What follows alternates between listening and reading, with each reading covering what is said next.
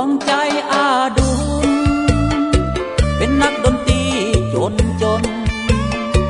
ต้องหาเงินเลี้ยงตน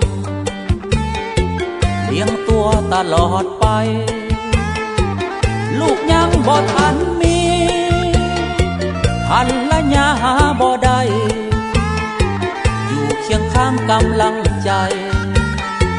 ในถนนสายดนตรียืนเล่นกีตาร์ตลอดคืนเพื่อความสุขของทุกคนที่มาอุดหนุนเป็นมือกีตาร์ที่แท้จริงมีกีตาร์เคียงห่างกายหัวใจวิญญาณ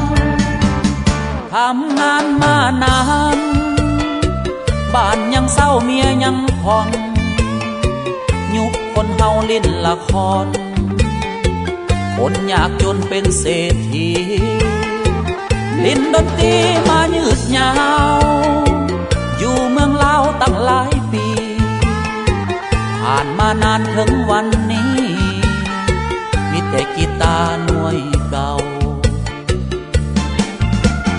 ยืนเล่นกีตาร์ตลอดคืนเพื่อความสุขของทุกคน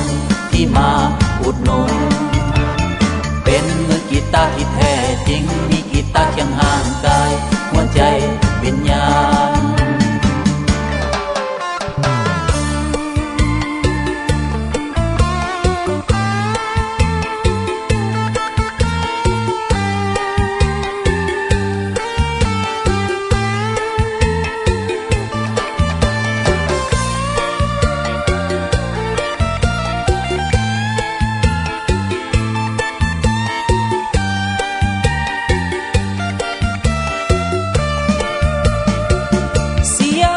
เหาสายคือจุดหมายหัวใจบ่งบอกความในลูกผู้ชายต้องพาฝันไปฝันแห่งชีวิตผมลิขิตสร้างหัวมันเป็นกงลาหนุ่มสัมพันธ์เป็นตำนานกีตาร์แดง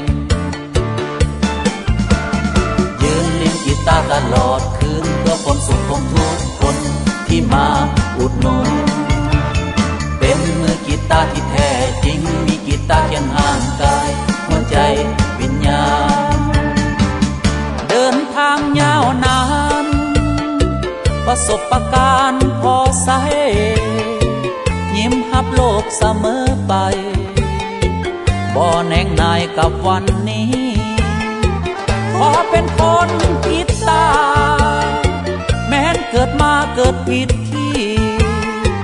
นำพาโลกยามลาตี